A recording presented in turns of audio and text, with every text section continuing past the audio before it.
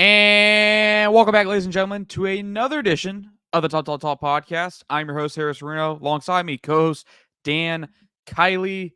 Wednesday evening on the East Coast. Usually I say happy, but it's not. If you've been paying attention to the news today, you've seen it. I think a lot of people here in Georgia have seen it. I think it's been across the nation. With that being said, I do want to kick off the show by just stating, we're sending our prayers, our thoughts, and condolences to the community over there at Appalachia High School. It's really close to home for Dan and I both. I think it's about 20, 30 minutes away from me. Dan, you said it was about 15 minutes away from you. Awful, awful stuff. And it's been on our mind ever since we heard the news for the first time today. And we didn't want to open the show without talking about it because we do talk a little bit of high school football here. And considering that is a high school, we couldn't just pass over it, guys. No, we had so many different conversations today, and I'm sure everyone across the country has had their own conversations, and the topics vary, right, for everybody. But one of the things that I know Harrison and I talked about today is, and this isn't to be lighthearted in any type of way, but like when something like this happens in California, you say, "Oh, I feel terrible for them." When this happens in Texas, it's, "Oh, I feel terrible for them." If it happens but Connecticut, you feel terrible for them. But when it's literally in your backyard and you have friends and family who are affected by it, and you know people that know the people, that's when it starts to the reality of it just comes crashing down on you. And when you have specifically me, I have a high school son, and I have a daughter who's going to be in high school in a year. That it just, the reality of it and the gravity of it really hits. And like Harrison said, it's one of those things where we're not going to talk about it the whole show or anything like that. But we did want to talk on it. Like, it's 20 minutes from Harrison. It's 10 to 15 minutes from me. And it's right here. It's in our backyard. So thoughts, prayers, condolences. And listen, even the children that were not injured today, please keep in mind in these situations, that's life altering, because, although we may have known that the shooter was apprehended and neutralized inside of 2 minutes, those kids were in the building for an hour or 45 minutes, not knowing what's going to happen. My wife and I had a conversation because she's a teacher, and they had a hard lockdown because there was a situation, and a year later, kids still talk about it. They're traumatized by it. They were scared to death. So when we say thoughts and prayers, please keep in mind the people who were also involved but not necessarily involved, because they're going to need your support as well. Absolutely. So then again, as Dan said, thoughts and prayers over to those people. If you were affected by it or know people who are affected by it, we hope within the next 30 minutes to 45 minutes of the show, maybe you can help take your mind off things and provide a little bit of enjoyment today in an otherwise tragic and hard day for a lot of people all over. Dan, hot topics. A little bit different this week. We're trying a new segment to mix in with the hot topics. I'm not very creative. Dan came up with the hot topics and had a really good name because they are hot topics. There's something that's on our mind, something that we think fits with how we want to talk about what we want to discuss in the show. I'm just naming this segment Overreaction versus Reality, because I'm going to try and come here with each week a narrative in the media or Twitter, social media, whatever, and pose it as a question. Overreaction, reality. This week, will Billy Napier be Florida's head coach when they face the Dogs in Jacksonville? Dan, what do you say? I think our reaction to this at the very beginning, before the season even started, was that he would be gone after the Georgia game. Now you've changed it up and said, will he be gone before? Now I don't know exactly what his buyout is. For some reason, I was reading 23, and then I was reading 28. So it's a lot of money. Whether it's 23 or 28, I don't know. It's a lot of damn money. Okay. Does Florida have it? Probably. Is Florida willing to spend it? Probably, but that's a lot of money to kill a coach this early in the season. My take is he'll probably still hold on until after the Georgia game, unless something catastrophic happens before then. There's a really good chance he's gone before if things go really really bad. So I'm going to stick with what I said before the season that he lasts till after the Georgia game. But man, Harrison, things are starting to look like it might be sooner. So what do you think? Do you think he can make it to the Georgia game now? I've bounced back and forth throughout the week leading up to this show. Initially, I was with Dan. I was like, Georgia, Florida, probably going to be Billy Napier's last game, if not one of the last games that he coaches at Florida. And that was kind of my thoughts coming into the season because you look at the schedule, it's difficult, really, really tough. I don't know if there's a more difficult schedule in the country when it comes to what Florida has to face this season. And man, I thought Miami was going to win. If I had to put money, if somebody said you have to put money on it, I would have put money on Miami. Now I didn't because I really didn't have confidence in that. I was worried. I'd seen Mario Cristobal last year play with people's money versus Georgia Tech, so I did. But man, Josh Pate has a segment not each week, but whenever there's a, as he said on Twitter, splattering. There's the Sarah McLachlan special where he read the stat sheet. Just read the absolute domination of your team mixed in with some highlights and like this really somber Sarah McLachlan music in the background. Just nothing more, I guess, depressing as a college football fan. I didn't expect Florida to be on that this week. Not even close. I didn't. Like I said, I thought Miami would win, but I thought it would be a much more respectable loss in terms for Billy Napier in Florida. Didn't expect 41 to 17. So Dan, kind of adding to this, I'm going to go with yes. I don't think he makes it to Jacksonville because I'm looking at their schedule, and I will pull this up, and I'll bring you right back in here. I'm going to bring this up real quick. I'm looking at it, Dan, and I think I put this out on Twitter at Harrison Reno this week. I think it was even Saturday. I put it out during the Miami game. They play Samford, who put 52 up on them a few years ago, 3 years ago, put 52 up on them, an absolute barn burner. Then you go play A&M. You go to Mississippi State, back home versus UCF. I mean, that 4-game stretch, I see one game that I can say, yes, you're going to win this. Now, should they beat Mississippi State? Yes. Should they beat UCF? Yes. What do I think is most likely going to happen? I really think they're probably, at the very least, going to take one out of the 4. And if they take one out of the 4, I think Billy Napier is probably going to be gone after this UCF game. If he loses to UCF at home, just 2 weeks after losing to Texas A&M at home, Dan, I think it's over before you even get to Tennessee, Kentucky, Georgia, and then Texas. To me, this is where I am, and I mean maybe you're different, but I think they have a good chance of taking that Texas A&M game. I was not impressed with them. They have a good chance. Well, I think they'll take the UCF game, and I think obviously they'll take the Samford game. So I really think the Kentucky, Tennessee, like that stretch is really going to be his downfall, and that's why I think he's going to make it to the Georgia game. And that's fair. And I guess one equation that we haven't talked about on this show is the portal. Does Florida's administration care so much about not wanting to lose whatever's left of their roster by firing their coach so early in the season? Does it bode well for them to just go ahead and kind of wait as long as possible into the season before they do it? My gut says yes, because who knows what's going to happen if Billy Napier's fired 5 games into the season and you got I won't say who. Shoot, I'll dunk on him real quick. Say Florida State hops in into DJ Lagway's text message and say, "Hey, yo, bro, we'll pay you.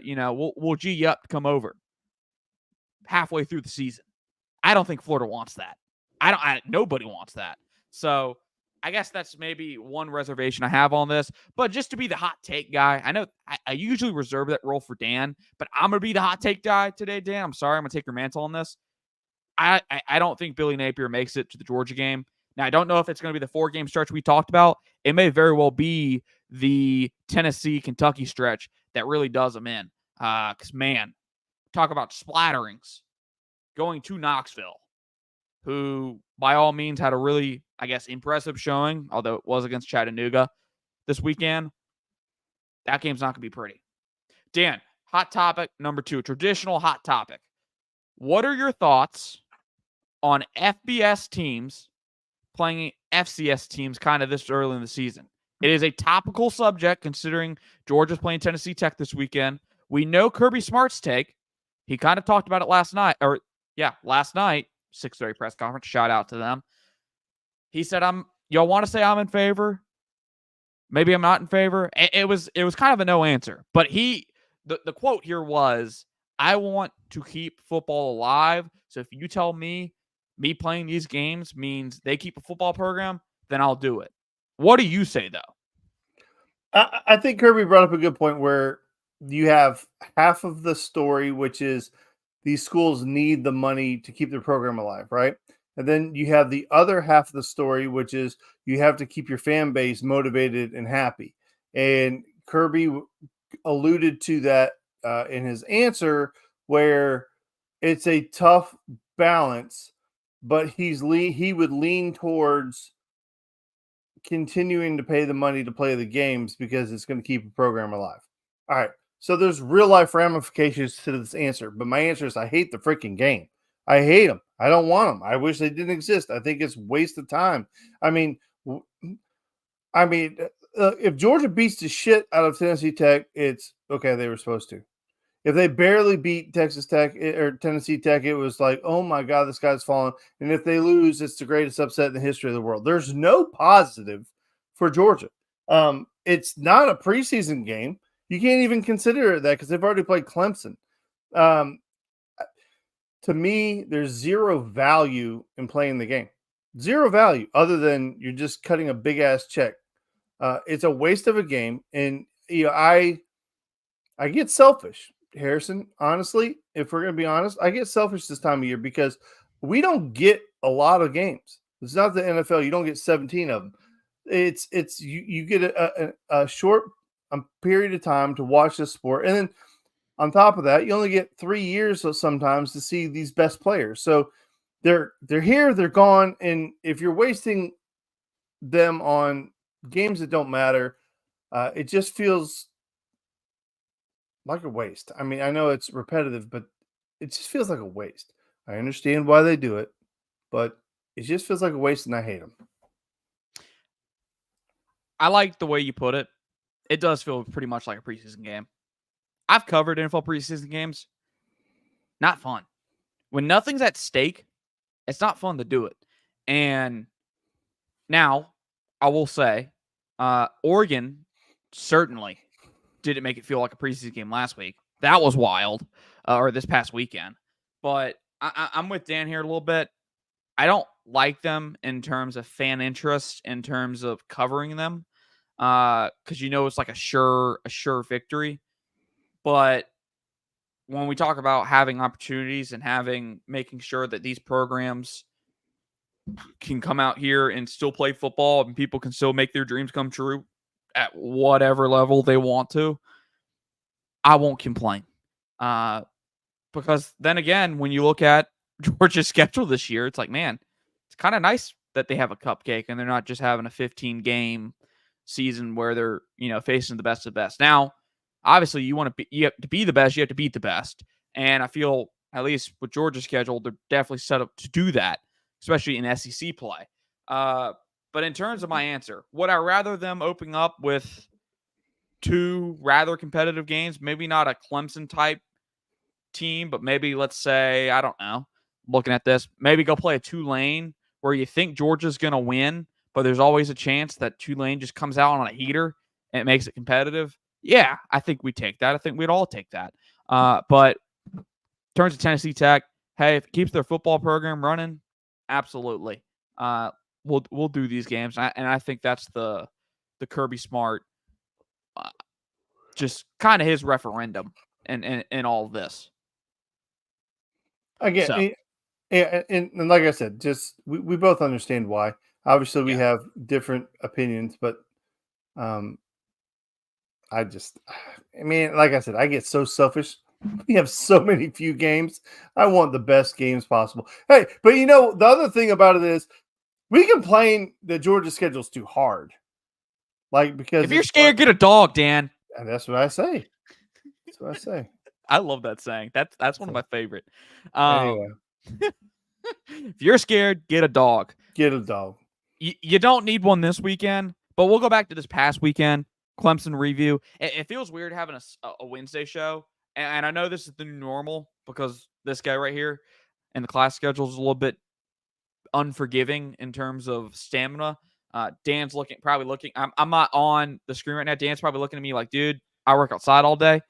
Talking about stamina, but man, I don't even know where to start when talking about this game because in chronological order, there's a discussion to be had about the first half performance.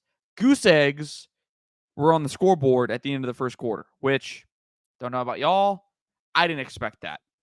Then comes halftime, and it's very much a flashback to the 2021 game. Just two good defenses doing battle, and neither offense really being able to provide many explosives or really sustain a lot of drives, especially once they get down past the 50-yard line. It was 6-0 at halftime, right? Yeah. Yeah. Two field goals were the difference. And shout out Peyton Woodring. I think it was a 55-yarder. Woo! Yeah. Yeah. Woo! Big confidence booster after the miss against Alabama. Shout out to him. Came along, hit those kicks. But Dan, I think the only place, I guess the place that we're gonna start at this in terms of looking at this, I'm looking at the stat sheet right now, looking at the box score. You'd think if looking at this box score that Georgia would have just been in control from the very beginning. And I don't know if they ever lacked control because I felt even with Georgia's offense not hitting on all cylinders in the first half, that they were in control of this football game. Georgia had 447 total yards of offense compared to Clemson's 188. They had 278 yards passing compared to 142. 169 yards rushing to 46. Now, that is a little deceptive. Georgia had 32 after halftime. Dan, we started there, but what do you want to talk about first? Because there's many ways we can go about this. I know it's not very planned. These segments aren't really planned per se. We just kind of have our talking points and we go on them. You want to start Nate Frazier? I know you love you a good tailback. Do you want to start defense, offense? Where do you want to start? Shit, we might start special teams. Yeah. Okay. Yeah. Let's start with special teams. Oh, God. Listen, I was not serious. Brett Thorson did a great job of flipping the field. He made them have to go the length of the field more times than not. Still has not had a punt return since I think it was Mississippi State in his first year. Stats out of his head. Yeah. So and then Peyton Woodring knocking in 2 field goals, one by the skin of his teeth. But special teams really kept you in that game or kept you ahead because a bad punt or a bad snap or missing a field goal or anything like that would have given Clemson a short field or a shorter field. And, who knows what happens. Georgia's defense obviously came to play. They didn't take any plays off. They were ready to roll from opening whistle on. And we're, I'm just kind of glossing over this. I mean, we're going to break it down, but, offense usually early in the season sometimes can be a little bit sluggish. But I really think special teams played a really big role in the first half. And if you don't think so, go fly a kite because they absolutely did. Go back and watch the game. Special teams was a major factor. It's one of the things as a Georgia fan that you never have to worry about is how good a special teams is because they're always freaking good. They're always freaking good. We've had a litany of great kickers. We've had a bunch of really good punters. So it's just one of the things that we don't talk about because you take it for granted. And I think it showed up in the first half of the game. I know I saw the stat, but I don't have it on top of my head. That's, I guess, something I should have tracked down beforehand. Clemson's average starting field position was somewhere inside their own 30, which Heck, if you're starting at the 30, that's better than starting inside the 20 or something like that, obviously, but it wasn't great compared to Georgia's. I might, when Dan's talking next, I might go track down that set, see if I can find it. For me, Dan, I guess let's start with the first half performance. It was different. I've seen people talk about it in terms of Clemson's defense maybe played a little bit different schematically than what they had in the past. You didn't really see them blitz Carson as much as you thought they would, or as much as they had under Venables in terms of sending pressures. Georgia didn't run the ball well, to be quite honest with you. Branson Man. Robinson's first game back from injury finished with 12 yards on 7 carries. And I don't know how much of that was his fault. I watched the tape, but it was really Clemson was stacking the box in that first half and really didn't give Georgia much in terms of running room. It wasn't until the second half they came out there and started finding space, with Nate Frazier, Dylan Bell on a sweep. Arian Smith started out the second half, 7-yard sweep. But yeah, other than that, Dan, it wasn't the, I guess, offensive showing that everybody had thought they were going to get. Because a lot of the people had Georgia coming out here and splattering Clemson, which ended up happening. Yeah. Well, so you mentioned Branson Robinson struggled, okay, and you said it may not necessarily all be his fault, and that may be true. He may not have had the running lanes that they had later in the game. However, he was not explosive, and that's one of those things that coming off of an injury, it's almost to be expected. And remember, he's kind of rushed back, and I wonder had the depth chart been in order, if it was ETN and then it was Rod Robinson, then Branson would have been third, how much he would have played at all. And maybe it would have been one of those things where they brought him along slowly. However, he was kind of thrust into the starting job and he just lacked explosion. So whenever there's not running lanes, whenever the offensive line is not just absolutely dominating, you need to be explosive, right? You need to kind of make up for that. And you see elite running backs all the time where they're able to make something out of nothing.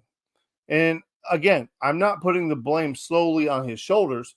I'm saying that lack of explosiveness made it almost nearly virtually impossible that he was going to have a successful first half. However, Frazier had that juice. He had that bump. Even on his shorter runs, he was able to get through the line of scrimmage pretty quickly. I don't recall him ever having a run for a loss, and I could be incorrect on that, but I don't recall a negative rushing play Frazier. But he had that explosion. And another guy, and I know it was either on this show or the other show that we participated in, I said there's a lot of people who were disrespecting Cash Jones. They're going to owe that man an apology. And I would like to hear it because Cash Jones had himself a little ball game. He made probably the biggest block in the game and had that rushing touchdown at the end of the game as well. So, listen, Cash Jones is a good running back. I understand he's a white running back. I get it. But he's still damn good. And I think there are a lot of people that owe that man an apology. Heck, Kirby Smart's been talking about him for, I guess, 2 or 3 weeks now in the lead up to this game. Don't forget about Cash Jones, guys. Don't forget about him.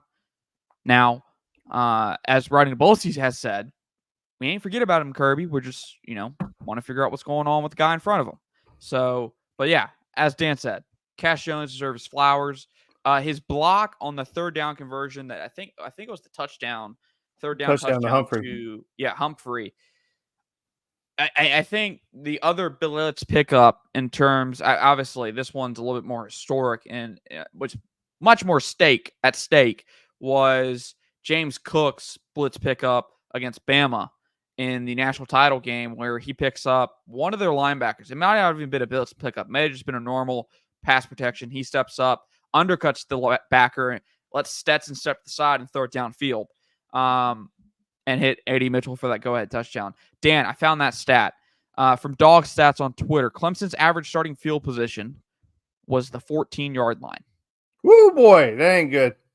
That's elite by Brett Thorson. Shout out to the Aussie, who I've seen now 2 weeks in a row on campus. Pretty easy spot. So, Dan, I liked what you said about Nate Frazier. I love how you brought that up because he brought the explosion. I thought he was going to break one. It was trending that direction. He had a couple runs there, kind of early in the third, where you're like, ooh, he's getting going. And man, he got eaten by the turf monster at one point down there inside the 20. You're like, man, damn it. And then he breaks out that 50-yarder, and you're like, ooh, he might get it. And then he gets brought down. You're like, man, he was just a home run touchdown away in terms of, I don't know, because he's already being compared to Todd Gurley with his legs, and I won't make that comparison. I don't think Dan will make that comparison on here, but I do have a stat for you in terms of that, I guess, comparison, if you will. He had the most rushing yards by a true freshman tailback at the University of Georgia since Todd Gurley in 2012. It's funny that we bring that up because on the DGG podcast Friday, that was something we talked about on there. I asked Dan, I was like, ooh, who was the last freshman what freshman tailback had that breakout game as in their debut? And Dan said Todd Gurley, just right off the spot. And he even mentioned the stat line. He's like, he had like 100 yards, 8 carries, 100 yards, 2 touchdowns, had the kickoff return touchdown. Yeah, 127 yards. That was off the top of Dan's head. So, I've got it memorized. It's my favorite player. It was, in all means, a star-making performance from Nate Frazier, and he was joined by two. And this is a great transition. You had two other newcomers that came out here and played really well for Georgia.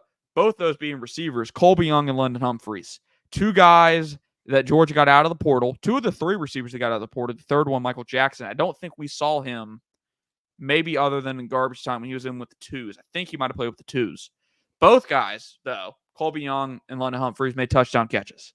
Humphreys had 2 catches, both on third down, and the last one was a 40-yard touchdown. Took it to the house, showed his speed. I think he melted Twitter. I'm really sure he probably proved Roddy Wright wrong when Roddy White was talking about how Clemson has too many white players. Well, Roddy Wright, London Humphreys found a touchdown on a 40-yarder against you. So we'll go ahead and dispel that narrative.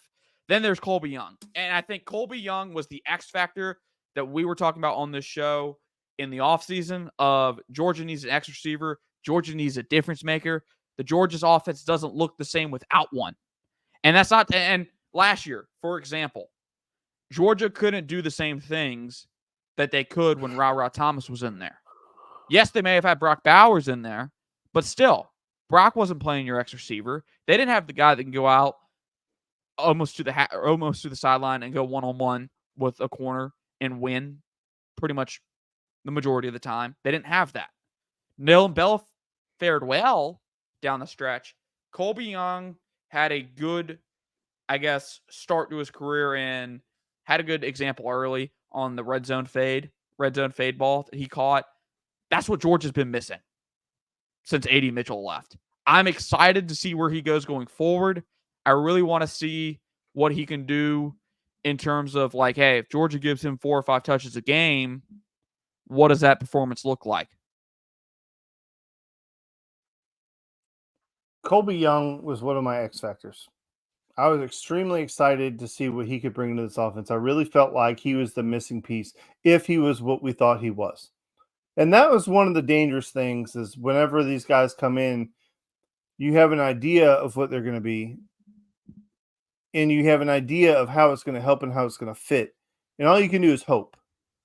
Hope that it works. Hope that the evaluation was right. Hope that the coaches saw something. Hope that they're the player that you want. I think he's exactly what we wanted, and I think he did exactly what we needed.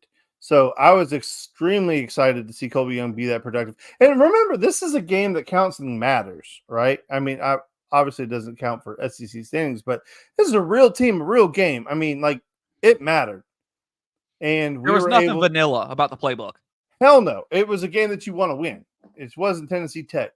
So for him to go out there and have a good game in that surrounding was important. And then Landon Humphrey is a guy that, we had high expectations, or I wouldn't say expectations. I would say high hopes, right? Maybe even more so with Colby Young. We had maybe intrigue is the right word. I think more than not, we were intrigued to see what Colby Young was going to, or with London Humphreys was going to be able to do. And of course, you've got the lazy narrative that he's the new Lad McConkey, but they're nothing alike. But that's fine.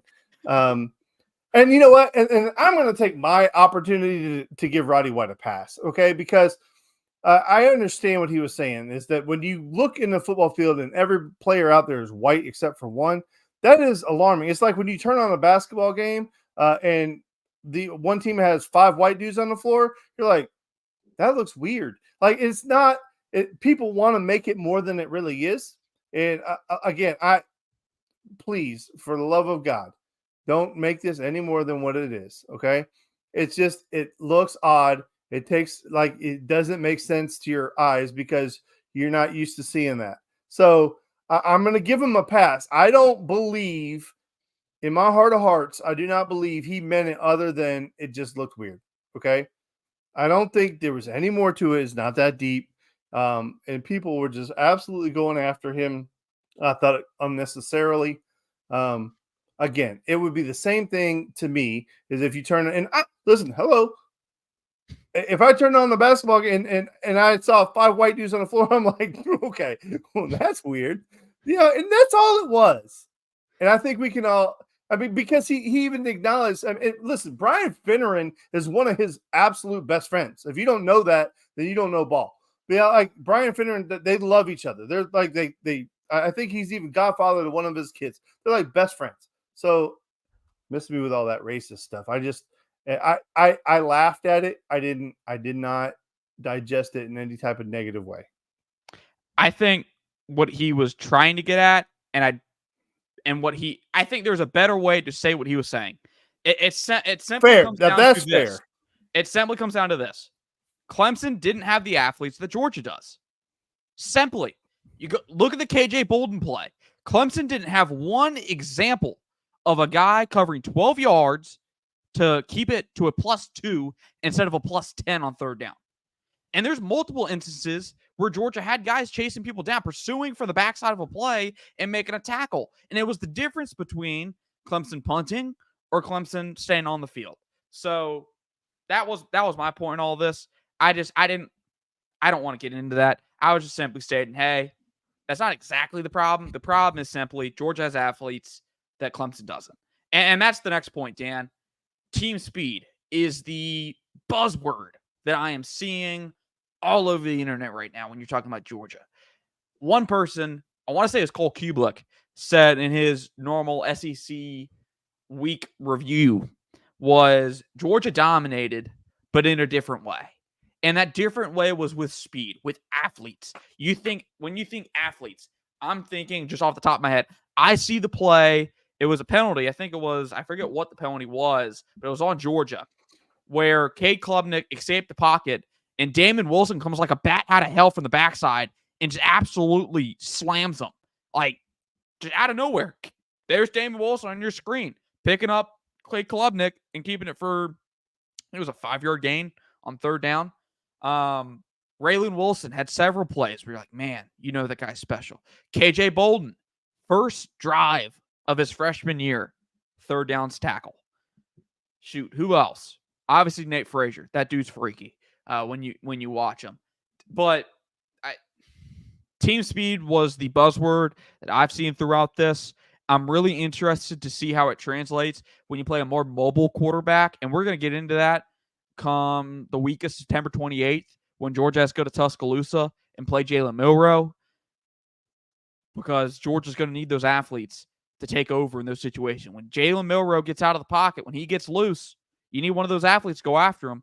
But Dan, I guess going off that, my biggest concern, which I think I have conviction as an analyst in thinking, Georgia's defensive line looked really good Saturday. I know they only had 2 sacks, but you turn on that tape, you just see guys consistently winning their one-on-ones. Tyrion Ingram-Dawkins, when I watched him, I don't know if he made up on the stat sheet in terms of tackles. I know he didn't get a sack, but man, you watch his hand fighting in there, you watch him just chop the crap out of a dude's arm. I feel it, man. I feel Tyrion Amber Dawkins playing up front. Another one, Damon Wilson, I thought had a pretty good game. I know Kirby said there were some plays that he could have made that he didn't. Who else? Warren Brinson. For the few snaps that he was on the field, I thought Warren Brinson was playing some of his best football. I'm really excited to see what he looks like when he gets back, but I'm going to go ahead and give credit. Mykel Williams, Warren Brinson, Nazir Stackhouse, Kristen Miller, Damon Wilson, Gabe Harris. All those guys will be key to if Georgia can win a national championship this season. And I think, Dan, that's going to be the one thing that I'm really excited to watch each week. Everybody loves offense, but man, I love watching those dudes in the trenches go to work because they were really fun this past weekend. Yeah, you just said a lot. You just said a lot. And I word vomited. Yeah, you that was a word salad. And all you really need to know is CJ Allen is a fucking beast. One F bomb the show. He filled the hole so fast. It was incredible. Like they could not get anything going because he was there. Now listen, everybody else did their job. I get it. And Jalen Walker at 11, right? Jalen Walker's 11. Yep. Yeah, that's the guy I forgot. Jalen Walker was incredible, and ironically, that's one of the guys that you had mentioned previously that you needed to see something out of. But listen, Jalen Walker, but for me, CJ Allen. I mean, he was so fast, and I just, man, dude's a dude. I don't know how else to say it. Dude is a dude. Dude is a dude. Yeah, and listen, some of those other linebackers were good too. Who's 5? Raylan Wilson? Raylan. And actually, wait, Dan, before you pivot off of CJ, I want to cue this up real quick. I actually got a play that when you talk about CJ Allen, this play comes to mind almost instantly. It is, remember, they started the game, I think it was their second drive. I'm actually to it now. They started their second drive with a truck sweep into, I want to say, the boundary, and it hit. I think they gained 8 or 9 yards. The next time they ran it, CJ Allen pursued it perfectly, saw it, and got there. And I'm trying to find it here. Here we go. My man said, saw it. There were several plays. I don't know about you, but there were several plays on Saturday where Georgia was just like one step ahead mentally and physically. And I think this is one of them. This might be the one where they get 8 yards. Let's see. Yeah, this is CJ stop. Now, obviously, you want to see him bring him down. But man, look at this. Just immediately, he's there. And I'm gonna give credit. This was the difference right here. This right here and this right here is the difference. And here, we'll give him credit as well. If this guy doesn't get obstructed, if he doesn't set the edge kind of right here, doesn't allow his guy to set the edge, CJ Allen does not have this alley to run down and to make this tackle. So bravo to all those guys right there. And I know for the podcast listeners, you can't see this, but me and Dan are on the board right now watching this. And actually, I need to send you my login, Dan, so you can watch the tape. But yeah, sorry, I didn't want to. I wanted to show that because that was like my favorite play of the weekend. One of my favorite plays of the weekend. Again, for me, I mean, listen, I know I could start with Malachi Starks every day, and I try to stay. That's your guy. I try to stay away from that because try to not. I'll let you brag on Malachi, so it's not just Dan always talking about Malachi. But dude, he's got the lock on the back end. The one thing that I just kept fantasizing about the entire game was like, what if that was Caleb Downs next to him? We almost had that, but I will give a lot of props to KJ Bolden. I mean, kind of thrown into action. I was just going to say, look, this has nothing to do with Harrison or anybody else, but there were some kind of whispers out there, some little in the fairy dust, some whispers that maybe KJ wasn't ready for game day. It's just out there, just in the ethos that maybe it was going to take him a little while to settle in. I think he bitch slapped that narrative. I'll say that right now. My man came ready to play. I mean, the first third down of the football game makes a tackle in the backfield or tackle for loss, TFL, right? Or maybe it's either a TFL or a short game. It wasn't a whole lot. So I thought KJ played extremely well. Almost had an interception early in the football game. It was an overthrow to a wide receiver. And then, one of the things that you and I stayed away from a little bit last week because we just thought it was kind of silly is the Dalen Everett. A lot of people were taking shots on Dalen Everett because he got picked on a lot last year. Well, they picked up right where they left off. They were still attacking Dalen Everett. Obviously, there's something about his game that they see that they think he's vulnerable. He didn't always have the best coverage on every single play. There were a couple, Harrison, and as you and I will agree, there were a couple plays where there wasn't a whole hell of a lot else he could have done. Is that fair? I think that's fair. The sail route in particular, that was an NFL throw by all means, NFL catch. I mean, he's where he needs to be. There was a couple plays where did he get beat? I'll say air quotes beat. Okay, yeah, but like there wasn't a whole hell else lot he could have done other than just rip the person down. So, man, I was a little bit surprised that they didn't go after Humphrey because he's the younger of the two. And there was one play where Humphrey played it pretty poorly. I don't think it really hurt us, but was Humphrey, it the DPI that they called and then brought back? Is that what you're thinking of? Or? No, because he played that one. Just I thought that was well. No, it was one of the ones where he started to bail on a stop route, and the guy was wide open. I think he was able to close back and make the tackle. He didn't get, like I said, it didn't necessarily hurt us. But he opened up his hips and the guy just put his foot in the ground and stopped. But I thought for the most part, the secondary did well. Everett, again, you and I, like I said, we stayed away from it because we thought it was just one of those things that Kamari Lassiter was on the other side. So who else is going to get picked on? But they did. They continued to pick at Dalen. And I'm interested to see how long into the season that continues. I'm with you there. I wouldn't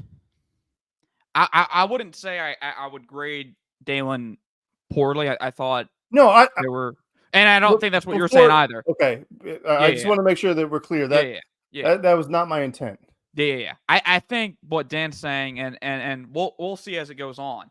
And my thing, I think Dan and I even talked about this on the phone, was until Dalen or one of those guys prove like, hey, we don't want to throw at that guy, teams are going to throw at them, continually. Until you prove you are not worth throwing at, kind of like the AJ Terrell brothers was the other week or last weekend, they're going to continue to throw at them. They're continue to test them. But Dan, before we move on from the secondary, there is one adjustment that needs to be talked about in terms of what was big. And I know you didn't, you mentioned him, but you didn't want to expound on him. And it's Malachi Starks. Malachi Starks got moved to star. That was the biggest storyline of Georgia's, one of the biggest storylines from Georgia's defensive performance on Saturday. Malachi Starks moved down from his position where he was an All-American at safety, played star, and played it really well. And man, if he didn't just absolutely basically replicate the pick he did in his debut versus Oregon on the sideline, up on Georgia's sideline, acrobatic, hauls it in on a underthrown slot fade, you can call it, from Clay Klubnik. Man, is that dude good. And after the game, Dan, I have the quote pulled up right here. And actually, it was Monday, I think. Yeah. Talking about Malachi Starks. Kirby Smart revealed that he didn't get any reps in camp at the position, but he did a good job filling in and jumping into the role. Now, and I quote, Kirby Smart said this Monday, Malachi can be our best player at 5 positions. So it's more of a matter of what's around him and what's healthy, working, and what we are going to do defensively. 5 positions. 5. That's insane. And I think we've seen him line up in probably each of those 5 positions. I'm pretty sure we have at least once. Well, the one thing that I mentioned ad nauseum is that when he was in high school, he played all over the place. And same with Caleb Downs. It's just whatever coach asked him to do, they did. He played quarterback. I think it's hilarious that the backup quarterback on Georgia's team never beat Malachi Starks as a starting quarterback in high school. Gunnar I Stockton didn't is know 0 that. for 2 against Malachi Starks, who was the starting quarterback at Jefferson in those 2 games. So that's funny to me. And then, yeah, linebacker, running back, quarterback, wide receiver. Like he did whatever they needed him to do. The guy is the ultimate Swiss Army knife, who's really freaking good at every single one of them. Like a lot of times when you say Swiss Army knife, it's like they're jack of all trades, master of none. It's just like they're kind of good at everything, but not really great at anything. The damn dude is great at everything he does. So, and it's crazy. But yeah, again, KJ Bolden right beside him, I think held his own. And the secondary, to me, which I think if we all had questions maybe about the rotation on the defensive front, but with the front seven, we were pretty convinced that we were going to be okay. I think across the board, on every show, it seemed to me like everybody was pretty confident about the front seven. Had a couple questions about the secondary. And I think after that game, I was pretty comfortable. It's either we looked pretty good or Cade Klubnik is terrible, which may be the case. I don't know. Hey, he can't be much worse than the former Clemson quarterback that played on Monday night. I Oh, will say Jesus, that. Pete. Oh, Jesus, Pete. I guess the saving, I guess you could say best for last. Carson Beck. We didn't touch on him. We haven't touched on him to this second, but we're gonna go ahead and touch on him. My notes for Carson Beck. It's probably you could just go ahead and pencil these in for each game he plays in. Effective, efficient, rare miss, off script. Well, actually, the off script part, that's new. He had, I want to say, 2 or 3 plays in scrimmage drill. We hadn't really seen much out of him in scrimmage drill, and that was like a point. I guess that's a point that you probably want to see from him in terms of can this guy create on the fly? Because as Nick Saban said, when he's on time, when he's playing on schedule, he's one of the best there is in college football right now. Nick Saban said on College Game Day, the way to beat Beck, this is not an I quote, just or not improvising. How do you I forget the word. Anyway, Saban was saying the way to beat Beck is to make him uncomfortable. The way you do that is to make him reset his feet. And when he says reset his feet, we're talking, we're getting him off schedule. He's not able to sit back in that pocket and hey, 3 clicks, ball's out. That's what Saban means by reset his feet. He showed some willingness to go off script this past weekend. The one to me, and this one was called back because of a penalty. To me, it was a BS penalty. I don't know about Dan. The Dylan Bell one where Dylan Bell caught the ball off script from Carson, took it 20, 30 yards into the red zone, and it got called back for I think it was all offensive pass interference away from the ball. Really weird to me. That's what we wanted to see. That's what you kind of need to see down the stretch. Can he create when everything else goes wrong? Because as they say in their motto, assume nothing. Don't, and it was actually a point from Ja'Cory Thomas this week in his press conference. Ja'Cory Thomas said, when we say assume nothing, we mean don't assume everything's going to go right. Don't assume it because there's going to be plays where there's bust and you have to go make up for it. And we saw that a little bit in terms of Carson Beck this weekend. Obviously, you wish you'd have him have those plays, that play to Dylan Bell come back and count. But I was really happy with what I saw out of Carson Beck. He met expectations. 23 of 33, 278 yards, 2 touchdowns. That's the Carson Beck everybody knows and everybody saw last year. So, how does this translate in terms of down the stretch? We'll see. Dan, I think you brought up a good point when you're talking about Klubnik. I have questions in terms of 2021 is kind of in my mind in terms of what Clemson team is this? Obviously, this isn't a Clemson team that is on the same level as Georgia. We know that. They haven't been that since the 2020 season. But is this Clemson team 8-4? Is this Clemson team 10-2? Is this Clemson team 11-1 to win the ACC championship? What Clemson team is this? This Clemson team is a team that if they don't get better play out of the quarterback is going to be a wasted season for them. And, I talked about just a second ago how I get really selfish, right? We have so few games. Well, that Clemson roster as a whole is actually pretty well constructed and have a lot of talent. It's just they were extremely let down by the quarterback position. I understand we won the game 34-3, but if you were to replace Cade Klubnik with, I don't know, Jackson Dart, how's that go? A lot closer. Maybe. Man, I think you can make an argument that's a game, like a coin flip. And Jackson Dart was transfer portal quarterback, wasn't Yeah, I went to start at he? USC, if I remember correctly. Yeah. And then Oh, I see what you did there. I see what you did there. I was thinking you were taking influence from Cannon with the Jackson Dart mention, but I see what you did there. no. I see what And you did then there was another team. Filibuster for a second. I just have a technical difficulty. I always have technical difficulties. If for those that weren't catching it, Dan obviously was adding in on the Dabo Swinney not wanting to use the portal. He said post game, he doesn't care what people say. He can understand why they say it, but he's not going to make a decision that doesn't fit the best interest of Clemson football. Which to me, the decision that fits the best interest of Clemson football is going to the portal.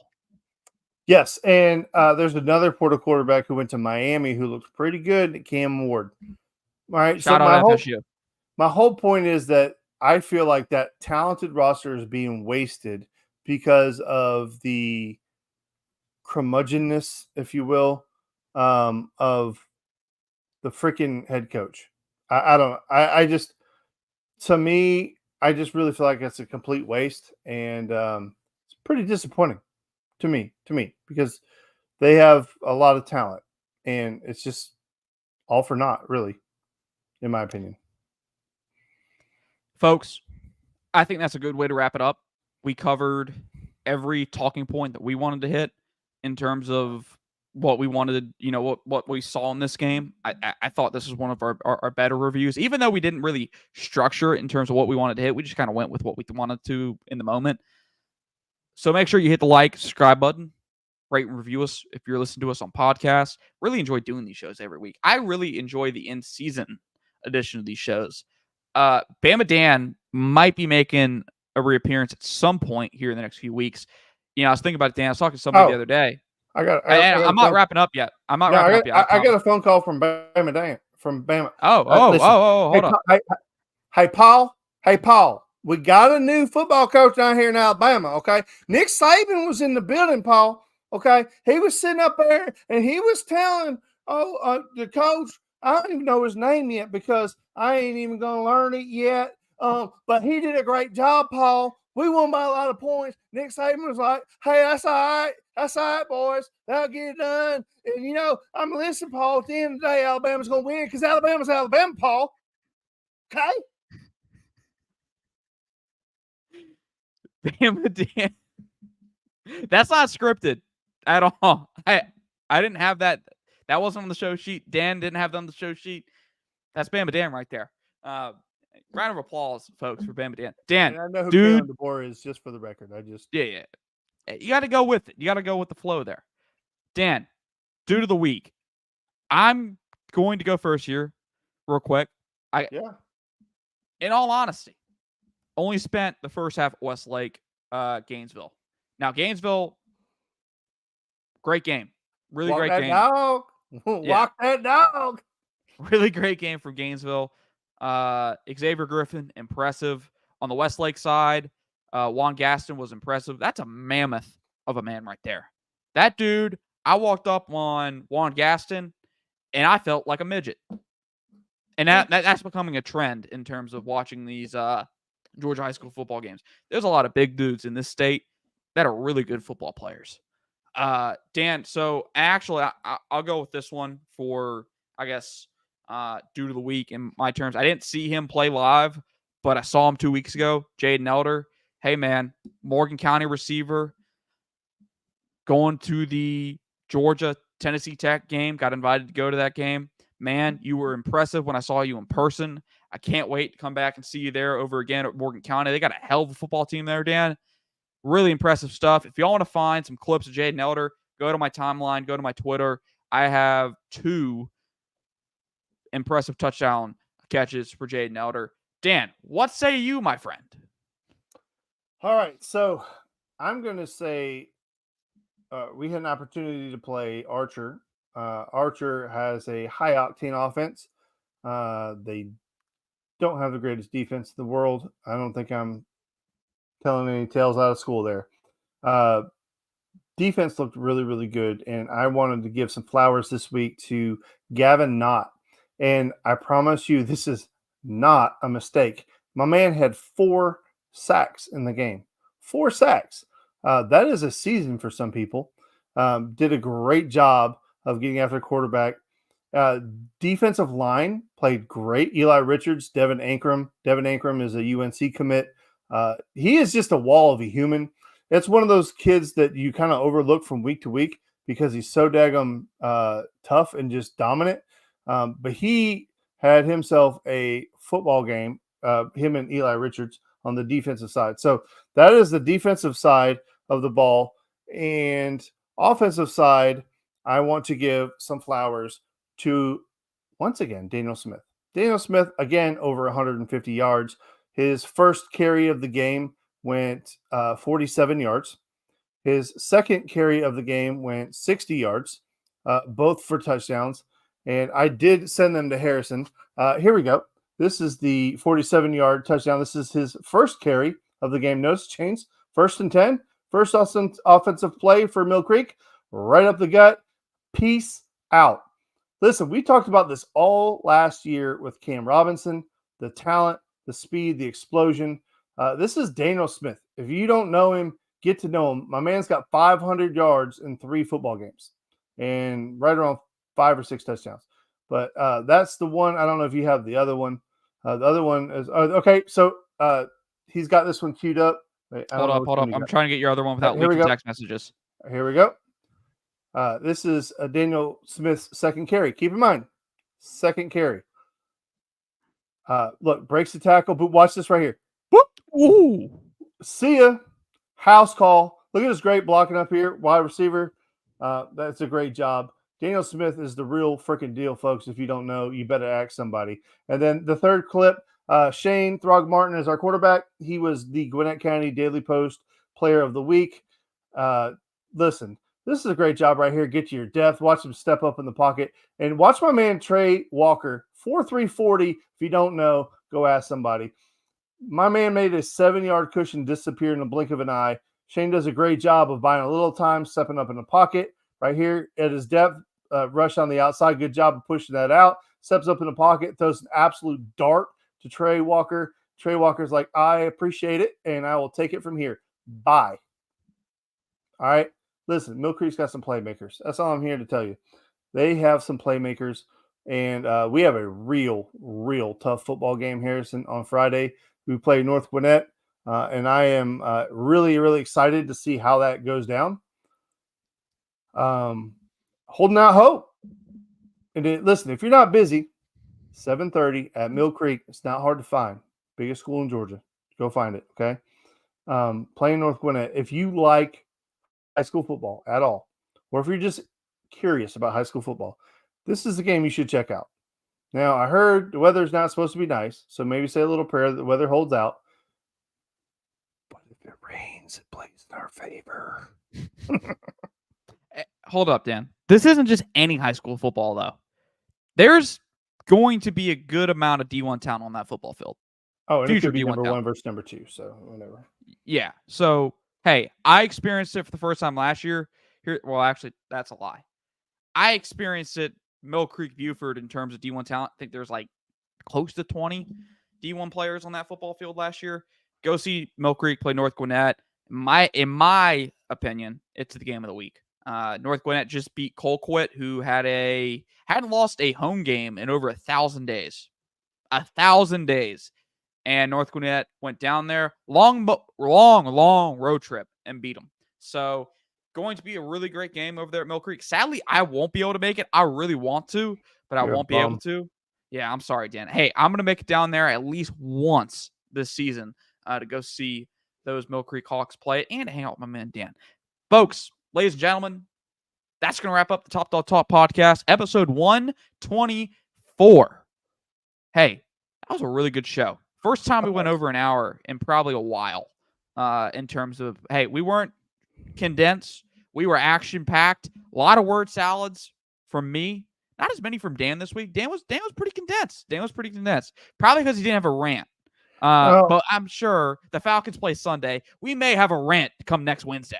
Listen, I hope that I don't have a damn Falcons rant all year, other than how the Falcons are whooping everybody's ass. I hope that's Dan's rant, is that it's about time the Falcons are winning. I am holding out hope. I'm being optimistic that I'm going to be a good fan this year and not check out on the Falcons after week 1. Can't say the same for me about the Braves. I've checked out. Yeah, I have to. This is the first time in my entire life that I've missed games. I don't think I've watched maybe 5 games since Acuna got hurt. Yeah. Braves, if you're listening, Anthopoulos, surprise us. We'll be back.